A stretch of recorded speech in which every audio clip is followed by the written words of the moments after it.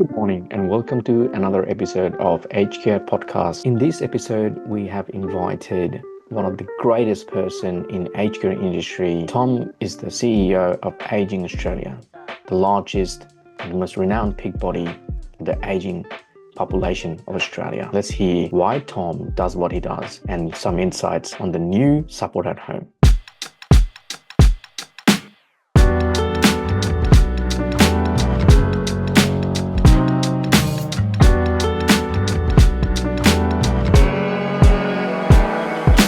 Why aged care is important to Tom Symondson. What's your personal journey? Well, I've been sort of in and around aged care for a lot of my life, certainly my professional life, but also my before I started working. So I've also usually been surrounded by people who were older than me. I was one of the youngest cousins. My mum was older than average when she had me. I had, because she was younger than her siblings, I had older aunts and uncles. I didn't actually know my grandfathers, but I did know both of my grandmothers, and they were, again, older than everybody else's grandmother. So there was always this sense for me that the world was supposed to be filled with people who were older than you.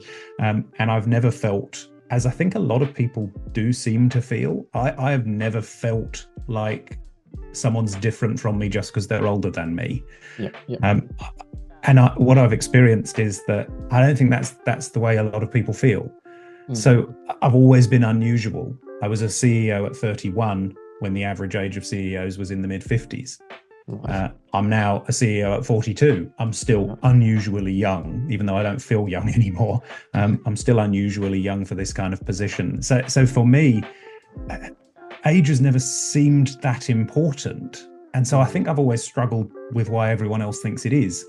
When I talk to older people, I see a lot of people talk down to people who are older than them. The way that you talk to children, I've tried never to do that. I've never understood why people do that.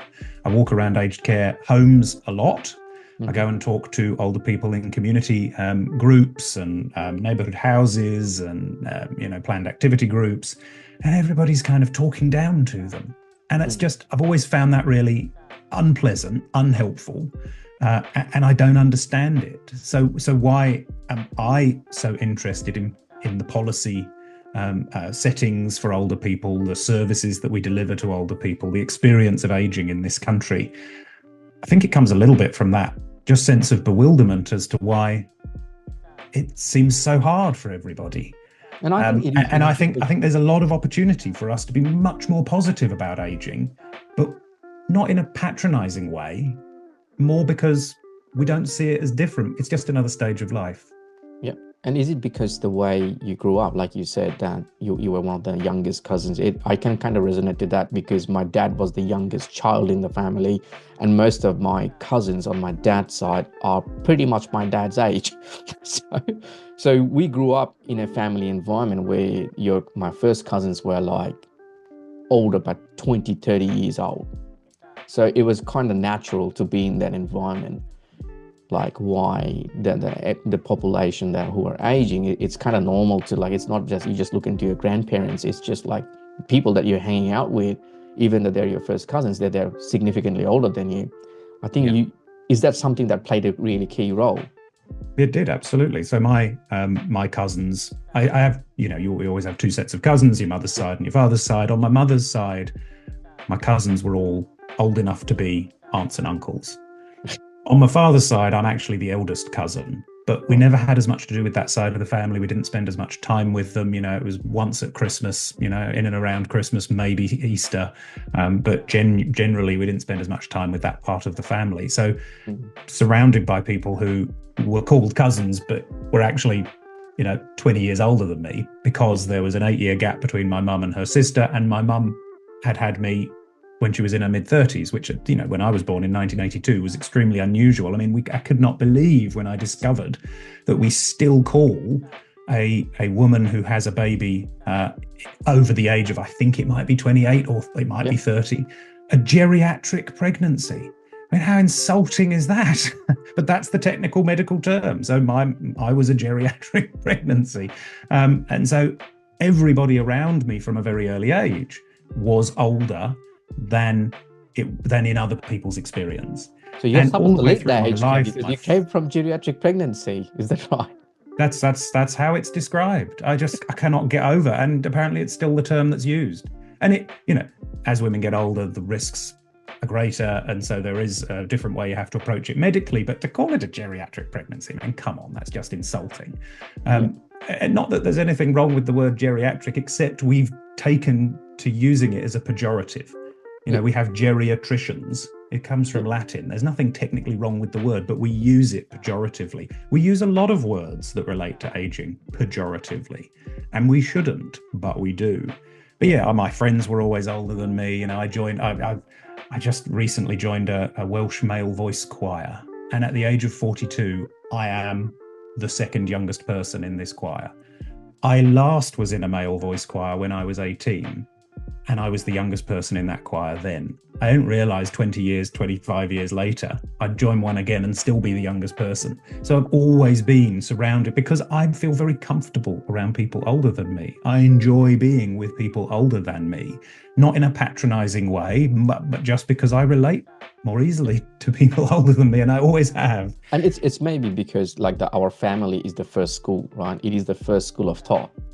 That's where the foundation's being built, and that's how I know for a fact from my angle, I can see the same thing within my dad is 82 and my cousins are 82, 85 years old. So on my dad's side, so I know exactly where you're coming from. It's not nothing new. It's not something that you have to go and adapt. It is just inbuilt within you. And most people will not actually understand it unless they're in that shoes and go yeah, I'm actually comfortable. It's completely okay. And I totally relate to you on that perspective, that aging has a negative connotation, or sometimes we utilize that word or look at the aging population in a patronizing way. And I've seen that happen in facilities, in home care, whichever context you go to. I've seen that a lot. And that's why... Well, it's really interesting because not that long ago, the ABC did some reporting around retirement living, retirement villages. And the people who were the most offended by the reporting were not the people who operated retirement villages, it was the tenants associations. Because a lot of this reporting, it can be, because we do this, we do this kind of paternalistic, maternalistic kind of approach to older people. It was, my mum would never have signed a contract like that to go into a village. My mum would never have agreed to that. And mum's saying, hang on, I did, I was happy to, I knew what I was signing. Don't assume that just because I'm older than you, I'm an idiot. So it's actually the tenants associations calling out the ABC saying, don't talk down to us. Don't say because one or two people have had a bad experience, we're all stupid and being taken advantage of. Now, it's not to say that people don't take advantage of older people. They absolutely do. Yeah. But then we go a step further and say, therefore, all older people need to be treated like children and protected from themselves. And I find that offensive. And most of the older people I talk to find it offensive as well. But that seems somehow to be the discussion. How do we protect older people? Because they are, by definition, vulnerable. I don't accept that. It's almost like you and me, like in 20 years' time, someone's going to go Tom, sorry, mate. I think you need protection because you're now 65. Sorry, whatever you did in your previous life doesn't matter anymore. What matters is today you're 65 and you need my help and my guidance because you can't make any calls for yourself. That's exactly what we're doing. Effectively, that's what we're saying to people. Because I went to a couple of the clients' house last week, and one of the gentlemen, he's in an advanced Parkinson's, and the fact that so much life in his eyes, it almost brought me to tears, because now I'm sitting in front of him, and up till last year, he was perfectly fine. He could outrun me. He's super active, and me telling, if I go and sit in his shoes, and that can happen to any one of us, right? So, and make them feel like they're nothing. It is kind of uncalled for. It's terribly depressing. And you know, I spend a lot of time, obviously, I generally see older people in receipt of our services. So, you know, I'm not spending as much time, although I'd like to, talking to older people who don't need our services, even if they might in the future, because I want to know, what do they think of our services from the outside. But most of the time I spend with older people, they're already receiving the services, either residential care, in a retirement village, home care, whatever kind it is. And I do get this sense of a lot of people feeling like they're a burden, that they're beholden to the system, that they don't have choice, that they don't have control. We've done that. We as a society have done that because that's convenient to us. I think we're doing a lot better in giving people choice and control, but we're clearly not allowing them to believe that it's real. A lot of people will say to me, well, older people are being forced to do X, Y, and Z. And I think, well, they're actually not. But they must believe that they are, or the provider is making them feel like they have to do whatever that is, or their family is making them feel. So, when we make changes to improve agency, to make people feel more in control, it doesn't necessarily feed through because of all the cultural overtones that we haven't addressed. It's all well and good giving someone freedom, but if they still have the feeling that they're not free, it doesn't make any difference. So exactly. How do we resolve that? And I think, talking about older people as though they are an other, they are the other, they are different, is the first problem, because they're not. Shakespeare talked about the 7 stages of life. It's the same life. When you're young, whether you're younger, older, or whatever, you're still a human being. And we don't seem to do that. We categorize people as other just because, as you say, they've turned 65. I mean, for goodness sake, what happened to us? Like I said, it's only a couple of years away for us two. 23 years away. But what happened to us that made us think 65 equals old? Yeah. I remember my mum, because I obviously don't come from Australia, I come from England. There's an organisation in England called SAGE, which provides insurance products for older people and, particular services and a magazine and all this kind of thing. My mum turned 49 and they sent her the magazine, and you're only supposed to get it when you're 50. She was so outraged, she sent it back to them with a strongly worded letter. That is the sense of what being older looks like. We're so offended that you call us older. Why are we offended? What is it about being older that we have decided is bad? It's just is how we position ourselves from a society perspective, right? Like, you're old, you're now vulnerable. That's what we have done, right? So I think and that's one of the key reasons why I've been reaching out. Like, I do a lot of little videos for 40 years olds, educating them that we are in a position to change that narrative, because we're actually talking to ourselves. When we are talking about older generation or aging population, we're actually talking to ourselves now. So we have the perfect time to change that narrative. If we start talking about it, like, hey, aging is just part of life. Just like we were kids before. Growing up was part of life. Aging is part of life. But that doesn't make us stupid or vulnerable. It's just part of life. It happens. Well, and there are upsides and downsides to every age. When I was 18, I did not think the world was a brilliant place. I've had difficult times throughout my life. I will have difficult times from now on. Yeah. But I've also always had the flip side of that. There's always been good. There are upsides and downsides. When you're young, you don't know as much. You don't have as much money. You're not as confident in yourself. You're not as set up. You're not as independent. But you've got all of the excitement of what's ahead, and you've got the opportunities that are given to young people that are not necessarily given to others in society. Now, the same is true when you get older. There are things that are just harder. Yeah. Things your body doesn't do some of the things that it used to do. I know that right. Even now, if I try and, if I go up a ladder and I reach too high up, I do my back. Well, that didn't happen when I was 20. So, things happen as you get older to your body, to your physicality. We know that many, many more people are now suffering from dementia because we are living longer. There are things about getting older that are not that great. Yeah. But we kind of exaggerate those as though they're everything. We don't talk about what's great about getting older. You do have the wisdom. You do have the accumulated knowledge of a lifetime. You do have the friendships, the relationships, hopefully, this is not true for everybody, you are more financially secure. We do have, I know not everybody benefits from it, but we have the best superannuation pension system pretty much in the world. And people now retiring are starting to get to the point where, because they've been in it for so long, because it came in the early 90s, they've actually got a decent nest egg.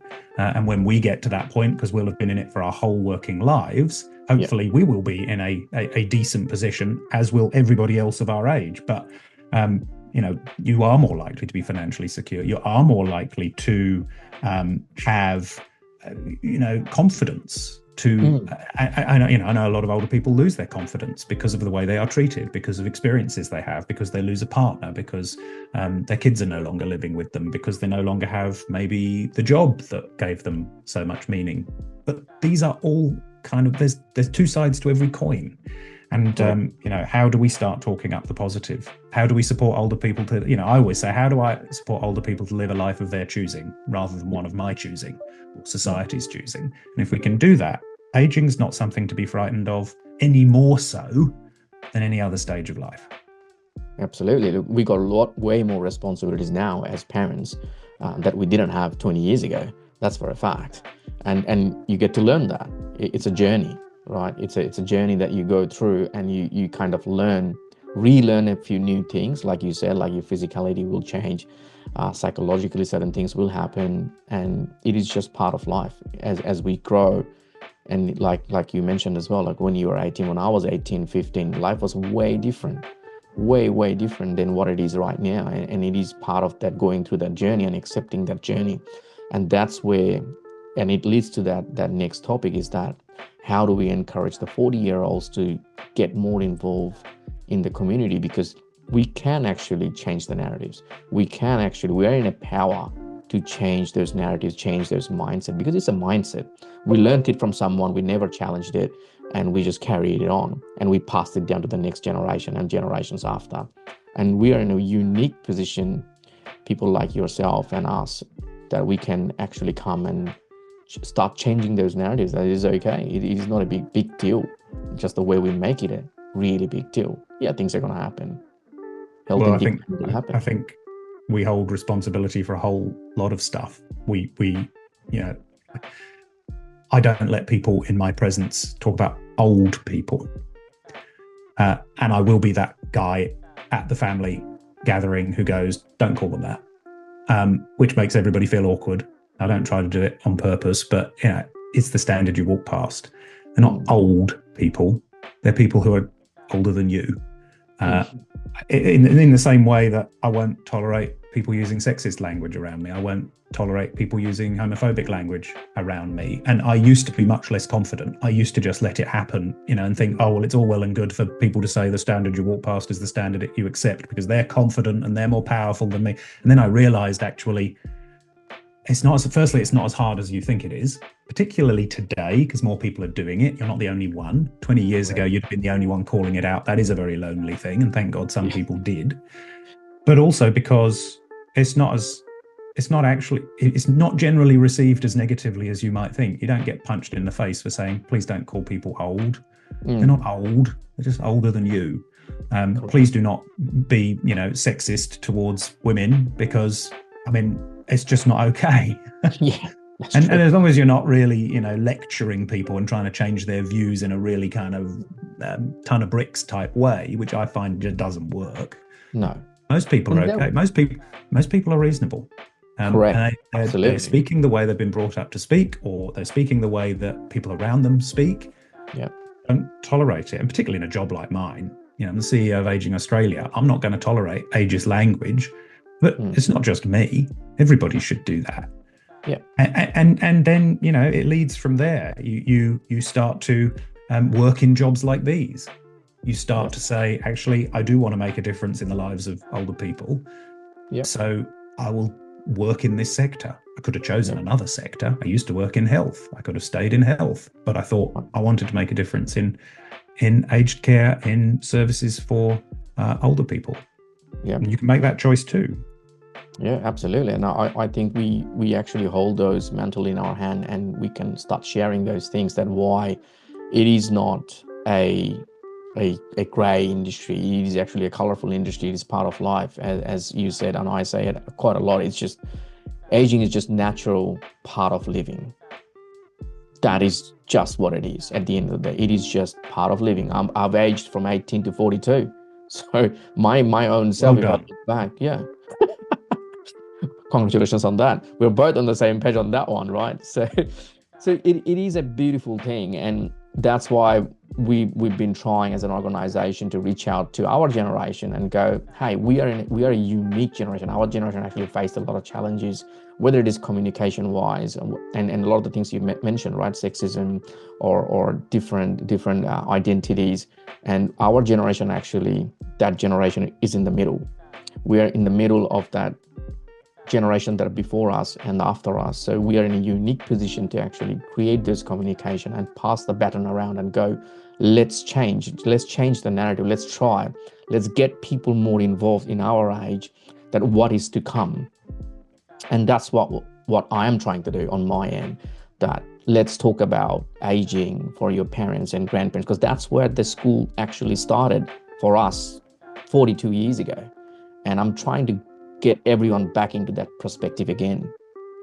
Well, I think we're I mean, I try not to talk too much about the generations because it plays into this sense of difference, this sense of some people are better because they're in a particular generation. It's a little bit like horoscopes. You know, I'm a Scorpio, therefore I'm better than a Sagittarius. You know, I think it's rubbish. So I don't talk too much about the generations if I can avoid it, to avoid playing into it. But the reality is we are now in the middle of our lives. Unless I'm a miracle and I'm going to live to 200, which I doubt, I'm in the middle of my life. I think we will be I hope we will be the last generation who struggle with identity politics. When you talk to 16-year-olds, they don't understand why we have problems with pronouns. They don't understand why we have problems with different sexual or gender identities. And they don't understand why it even is an issue to us. But it still is. But we're the first generation that is being confronted with, you have to get comfortable with people choosing different pronouns. You cannot just go, it's stupid. You have to engage with it because that is someone's identity. That's the right thing to do. We're the first real generation that's had to be confronted with that.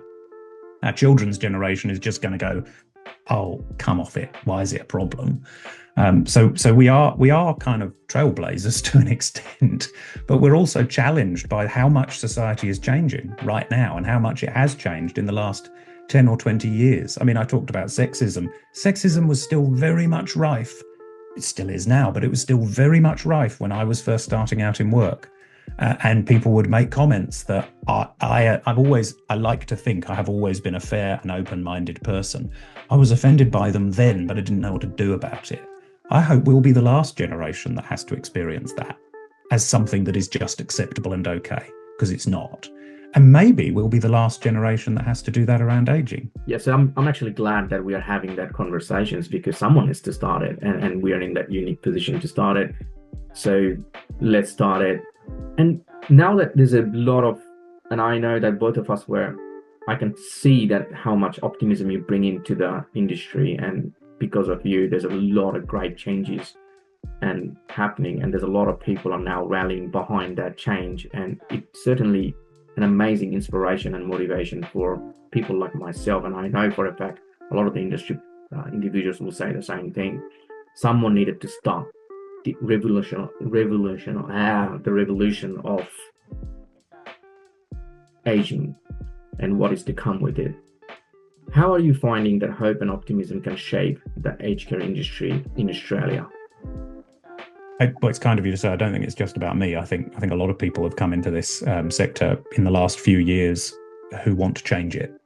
So I think I'm just one of them. But what I've observed is a lot of people, you know, in our sector, they'll often respond in relation to how we at Aging Australia respond. And so if we're miserable and depressed, the people we're talking to seem to be miserable and depressed. If we're optimistic, then the people we're talking to seem to be optimistic. And it just has come home to me how much of a responsibility we as sector leaders have. Because I think in the past, this has been a sector that's been fairly downtrodden, has not been terribly optimistic, has felt constantly attacked, has been constantly attacked. Look at the Royal Commission. But we've bought into it, and it becomes a self-fulfilling prophecy. So for me, if I want people to be more optimistic, I have to be. Absolutely. And I cannot just say, do what I say, not what I do. So I am optimistic about aged care and its future, and I have to show that. The minute I can no longer be optimistic about its future is the minute I have to find another job. And we all go through cycles in our life. I will not be the right person for this job forever. I've only been in it for 2.5 years, so hopefully I still am, but I won't be forever, and then you move on. But the importance of optimism, particularly from someone in a job like mine, I don't think it can be overplayed at all. I think it is critical. When I have seen advocates for aged care be negative, you immediately see the sector become negative. You see the government become negative. You see the media become negative. I just won't buy into it. So when I go on, and do a media interview and they want me to buy into how terrible everything is, I refuse to do it. Yep. So look, there are challenges, but there's so much we can do. That's a simple reframing. It's glass half full, not glass half empty. It's an overused phrase, but it's not actually that hard. What's really hard is when people start to be negative, getting them back out of it again. So when people start to panic, getting them out of that again. That's very, very hard. And so the first couple of years, that's where we found ourselves. I think, obviously with the new act coming in, people are pretty stressed right at the moment, but generally speaking, our sector has become more positive and optimistic over the last few years. And if we've played some small role in that, I'm delighted, because no sector thrives when it is weighed down by pessimism, by lack of optimism, by anxiety. It just feeds itself and becomes worse and worse and worse. Absolutely, I agree with you. And I know, Tom, we're almost closing to the time. So now the $1 million thing that's obviously everybody wants to hear whenever Tom is online is talk about support at home. But I'm going to take a different approach, because I know LinkedIn, social media is full of providers, but I want to take a different path. Why care recipients or participants should consider support at home is a great choice and they should apply for it? Well, one of the problems we've got at the moment is that lots of people are applying for it and we cannot get the packages out quickly. So the first thing we have to say is, let's make sure we're not making people wait when they do apply, but that's kind of a different topic. I think a lot of people don't apply early enough, and they, when they could actually be supported in their own home with some fairly low level services, which would stop them struggling and ending up needing higher level services sooner than they should. And I think there's a lot of guilt involved. I think a lot of people are looking at this going, I have failed if I need need support in my home. Right. And unfortunately, aged care is an industry that has a lot of guilt around it. People talk about how guilty they feel if their elder relative or older friend goes into residential care, even if it's absolutely the right thing for that person and for that family. They feel guilty. And I think there's too much guilt involved in this particular culture, and Australia is particularly bad for it. Having come from the UK is not great at this, but I think Australia's worse. We don't like asking for help. This is a country, built off struggle. So we're supposed to just be able to sort everything out. And the minute we can't, we're failures. We've got to stop that. We've got to stop thinking that. We've got to stop kind of using that language. If you feel that you could live more easily in your own home with some help, then ask for it. Our job then, as providers, the government's job, everybody's job, is to ensure that that is not a plaintive call, like nobody's answering, that we can get them the packages, that they then can choose from a range of high quality providers who will treat them with dignity and respect and deliver to them what they want and need, not what we want to give them. But there's no reason you shouldn't call out, except a self-imposed one, that I don't want to admit I need help because that's bad. No, it's not. We all need help. This is just a particular form of help. Yeah, I think we should do more to send that information out more and more because we were in the New South Wales Seniors Expo and pretty much everyone I've spoken to still hasn't, like, they haven't reached out for help. And one of the key messaging that we were sending, like, hey, it is time for you to seek help. If you are here, you know yourself that you are probably looking for help, but you're just not in the mindset to, like, is it time? Am I frail enough to do that? And I kept saying, like, look, you rather apply for it now than when you actually need the help because it's going to be too late. Well, and you can only be turned back. You might be assessed as not needing the help. Well, what have you lost? Yeah, absolutely. So I just think the other thing I'd say is I have spoken to a lot of colleagues around the world, in Southeast Asia, in North America, in Europe, in Africa, who would literally kill to get our home care system. I know it's not perfect. I know it's not where we all want it to be. But even if you go across the ditch to New Zealand, they are looking at our home care system with green eyes. The idea that the funding follows the person rather than, and I know CHSP currently is contracted, but eventually the funding will follow the person in every case. That doesn't happen everywhere. The fact that we, even though we are talking about charging people more for their services, something like 90% of the funding for home care will still come from the taxpayer. That is absolutely not the case in the UK. It is absolutely not the case in the United States. And in many of the countries I'm talking to, they're only just setting up their residential care sector. They haven't even thought about a home-based care sector. So, enjoy the fact that we have a great system. Our responsibility is to keep improving it, to listen to feedback when it doesn't do what it should do, to make sure that older people are not abused, they are not neglected to the extent that we can, and to make sure that the care is brilliant. But we're coming from a higher base than most countries already. We spend way more on home care than other countries that I talk to. And when they say, oh, what's your secret? I say, you've just got to spend more money on it. And they all kind of go, oh, well, that's really hard, isn't it? How are we going to sell that to the community? A lot of the hard work in Australia has already been done because we've won the argument that having a very significant and well-funded home care system should be a part of our model. In other countries, they haven't yet won that battle. So, a little bit of, for me, is just reminding particularly providers, it could be so much worse. And actually, we should be proud of what we do, not apologetic for it. Absolutely. So as a society, as providers, we are so lucky. I know for a fact that I would kill for it from my mum and dad to have this because they're residing overseas now. And we privately fund their home care, what we call. And I know for a fact how what we have here is just something people actually dream of. So it's the perspective that people don't know what's happening around the world. And what we have here, even though, like you said, like they may have to contribute a little bit, but it is still one of the greatest healthcare systems that we have around the world. And we should be very proud and lucky to have this.